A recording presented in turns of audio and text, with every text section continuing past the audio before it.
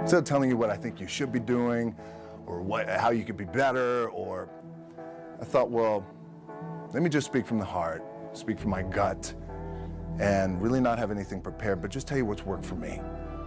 And maybe some of the stuff that's worked for me might work for you now, currently, presently, as you guys have your goals and ambitions, but then further on down the line, as you guys continue to live your life.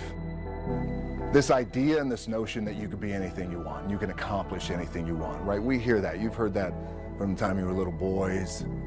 You hear that now. You're already incredibly accomplished. You guys know that. The thing that has worked for me is to remember the hard times. So, and I'm sure you guys all have your processes, and again, I'm going to tell you what's worked for me. So before a big movie comes out, before, back in the days when I was wrestling with WWE, a WrestleMania match, anything big that would happen, I would always take a moment and I'd just remind myself, all right, I was evicted when I was 14. We were kicked off the island. We couldn't live in Hawaii. Had no place to live. A lot of shit happened then when I moved to Nashville. I was arrested multiple times by the time I was 16 years old. I would remember that, and it allows me then to be present in the moment and understand, holy, the stuff I have around me right now. This is the shit that I dreamed of when I was a kid. I am here. I played for University of Miami, played for great teams. Warren Sapp, Ray Lewis, they were my teammates. They were balling. Warren Sapp was playing tight end that time. I was starting defensive tackle. Yeah, they moved him over to D-line. And he looked at me, he's like, yo, dude, I'm gonna take your spot. And I said, you ain't taking my spot. He said, I'm gonna take your spot. I said, no, you ain't. We battled, and he took my spot. Now you can imagine how that with me, because there goes my opportunity. He went in, switched to defensive tackle, lit the world on fire. Well, what that did, it crushed me, it crushed my dreams. I had a piss poor senior year, zero production, no NFL, no combine invite, nothing. Finally went to the CFL, Calgary Stampeders, making $250 a week Canadian. And I had to send that home to my wife at that time. I had no money. So I remember that. I got cut from Canada. My dad, in his pickup truck, came down 4 o'clock in the morning, picked me up in Miami from Tampa. We lived in a little apartment in Tampa. He drove down in his little pickup truck to Miami to get me when I was cut from the CFL. And I thought, well, I leave home like you guys left home. I'm ready to tackle the world, to get after it, achieve my dreams and goals. Crushed by 22, 23 years old. Now I got to move back in with my mom and dad. I played on great teams, though. Wait a second, this is not supposed to be my future. I'm supposed to be in the NFL right now. I'm supposed to be making a lot of coin and buying my parents, buying me, taking care of my wife, but it never happened. So I pulled out my wallet. I thought, well, let me see how much money I have. I opened it up. I had a 5, a 1, and change. Well, at least I rounded up to $7. But I thought, God, ain't this a bitch? I got $7 in my pocket. Where the f do I go now? What do I do?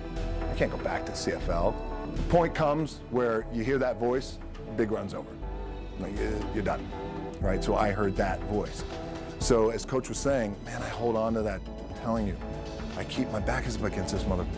We laugh, we joke, we have a good time, but my back is still up against this mother. I do not forget it.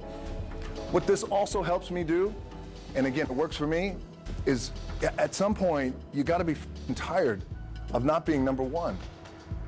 You have to be, and you gotta play angry, and I play angry. Now, I'm cool and calm with my approach, and when I step out on my field, which is a set, or, you know, like, there's some, and you're always gonna have haters, and haters are like, well, God damn, man, how many movies are you gonna make, or how much shit are you gonna do? Like, you do a lot of shit. I say, yes, it's my ambition. Of course, why not? I could do it, yeah. I love what I do. And not only that, but in what world do we not work every day? My back is up against this thing, you know, and I started to play angry, by the way, and I still play angry. My last match, Brock Lesnar, transitioned, and I realized if I had to be great at something, I wanted to be great in this world of Hollywood and movie making and producing and entertainment, I had to commit, and like you guys have to commit. Obviously, you commit to something, commit to the goal. So I quietly retired. 2 years later, I thought, what did I do with my career? Because my movies were not doing well. I was written off. It was around 2006, 2007. I was like, I left, I pulled a Jim Brown. I left when I was on top, like #1 in the wrestling business, and I left. It was a ballsy, gutsy, some call it stupid move, but I had to commit and I had to follow what was in my gut. What helps me is to keep the hard times in the front of my mind, because it allows me to go into these big moments that I've worked my ass off, and you guys have worked your ass off. It allows me to go into these big moments with a different perspective. What it also does for me, and again, this is what works for me. Like, my back is up against this mother. Every day, it's against this fucking wall. But it's up against this mother, because it's what I believe in. And when my back is against this mother, then there's nowhere to go. But that way, that's it. Doesn't mean you don't smile, doesn't mean you don't laugh and joke, right? You're happy, I'm a happy guy. But when it comes to business, and when it comes to executing, it's up against this. And I gotta go that way. And I don't give a fuck who is in front of me. They're not gonna stop me.